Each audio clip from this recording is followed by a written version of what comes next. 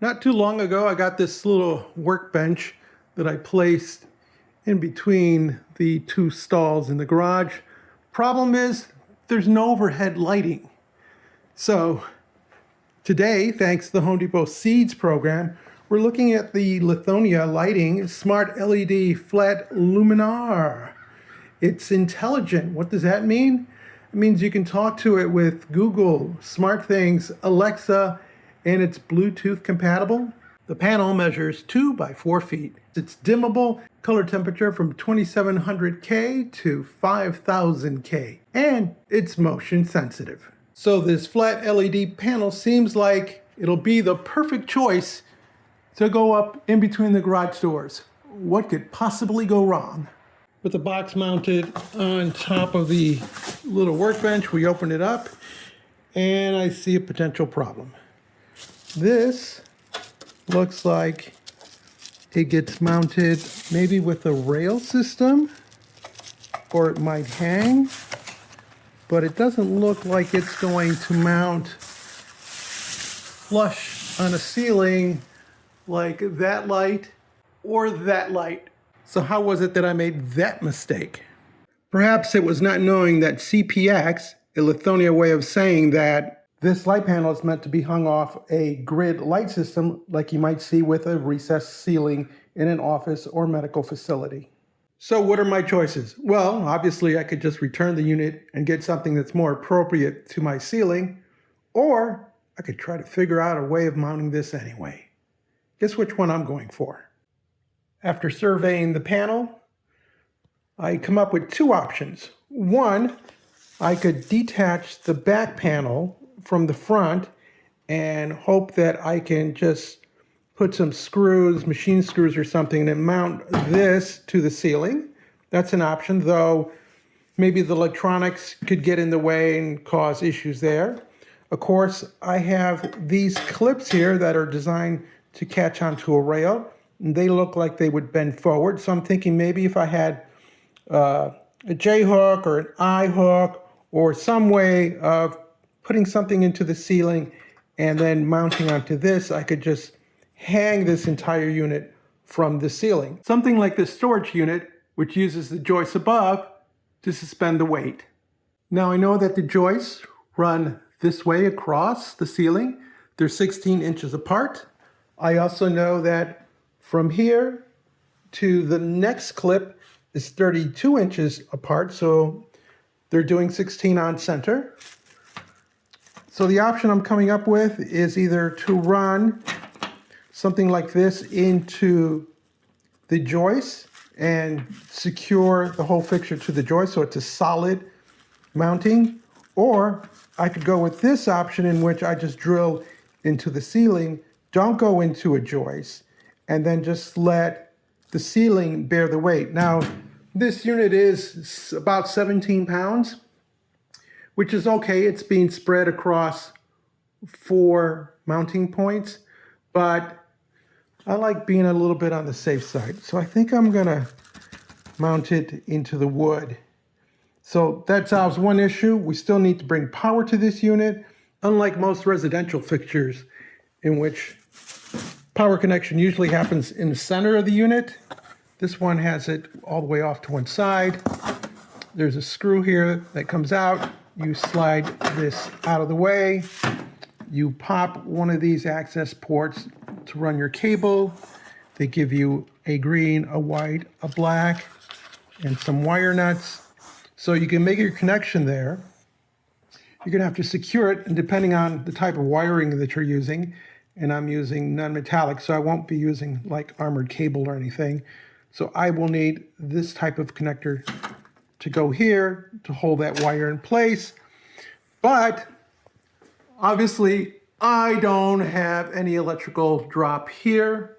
I do have one over here, but this is a 3-way switch, which is great for turning on those lights, and I do want to tie that in. So now I have to figure a way of adding a third light to that 3-way system. In theory, I should be able to tap off one of these light fixtures that's being controlled by the 3-way switch. So now it's a trip up into the attic to see what we actually have and what I have to contend with. Up in the attic, I locate the box that controls the light. And what I know about this box is that it has power coming into it and there's power going out. That going out goes to a receptacle that goes into the garage. This yellow wire also goes through a receptacle that's always hot, and that loops out to the next receptacle that's further downstream, so that's always hot. Now this black wire here goes to the next light in the garage, which is controlled by the three-way switch. So that tells me that this is the end run to this light, because everything else going through here is hot, and this is the only thing that could possibly turn that light on and off. So all I have to do in theory is take off the fixture, come inside, and tap into this wire. And there just happens to be, it's hard to tell with the installation, but there's one more knockout right there where that big blob is.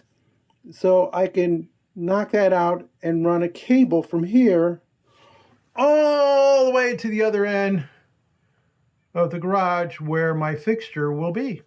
By the way, because the garage is being fed by a 20 amp circuit, all these cables use 12 gauge wire. Not wanting to work too hard, I just took an awl and I stuck it through the ceiling, and this awl is center line of where I want the fixture to be. So it's 12 inches to the left side of the fixture, 12 to the right. Now I know it's 2 inches from this joist, so I can start measuring off from that. I know that from here to where the cable needs to go to is about 8 inches. So I know it's 8.5 inches from the left side of the fixture. So I measured my 12, and then I measured over, and I found my marking. So I put a cable through there, nailing it in place so it's per code. And now we will run this cable all the way to the junction box that's going to provide the switch power so our fixture can be energized. This joist is 16 inches away from this joist, and so I can mount it onto this joist with my fasteners and then go down 2 of those, because that'll be the next group of fasteners that I can use on the fixture. We run the cable across the attic floor until we come to our junction box. Then we'd feed it through that spare opening there, and that gets clamped on the inside of the box. That's the way they do it with these old boxes, not on the outside as you would. Anyway, so now it's time to go below and continue our installation. When I removed the fixture from the other end, I found that we're using this red and white for power, and that there was one more opening left in the junction box, which is what I use to bring this cable in. And there's a clamp in there, which I'll try to show you. If you see the screw head there, there's a clamp, and that's what's going to hold this yellow cable in place, because that's the method that they use with this type of junction box. Here's my marker. Now I know that the joist is 2 inches over here, and then it's every 16 inches. We have our cable that we put through. We got our anchor screws in place. Those will be removed when we actually go to put up the light fixture. But before I can do that, I'll need to attach this to the panel here so that I can feed the wire through, clamp it in position, so that when I bring the light up, I can just make the connections. So this part here will be just hanging from that yellow cable when I'm done. We fastened one end of the panel to the ceiling, and then we wired in our junction box to our cable. Now we're ready to put this panel onto here and screw it down. Here's the cable attached to the panel and screwed in. All that's left to do is to put in our fasteners and we should be done. We are now fastened and leveled out on all four corners. So I'm going to come down to the three-way switch, flip that, and there is our light. It's a very soft white light. Of course, you can use an app to change color temperature and dim it, but there is no hot spot with this panel. Even when we're underneath it, the light is illuminating from every corner. There are no hot or dark spots anywhere. It's a very, if you look at the shadows, it's a very soft light. So I'm quite impressed with the panel. Unfortunately, I wish I would have known that it was meant to be for recessed ceilings. I wouldn't have to have gone through all this modification. There are potentially some kits that you can buy that you can retrofit these for flat ceilings, but the ones I saw were almost as expensive as the unit itself, so I opted to go with my solution. I don't need to use the app because I want the full output. If you're looking to control this device via one of the smart apps, I'll just let you know that I tried the Amazon Alexa and that did not work for me. I did try the smart things and that did make a connection, and I was able to turn the light on, off, control dimmer function, and even color temperature.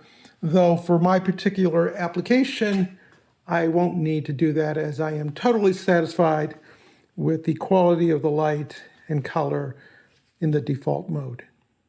If you found this video interesting or useful, give us a thumbs up. Leave us a comment, join the subscription team, and as always, thank you ever so much for watching.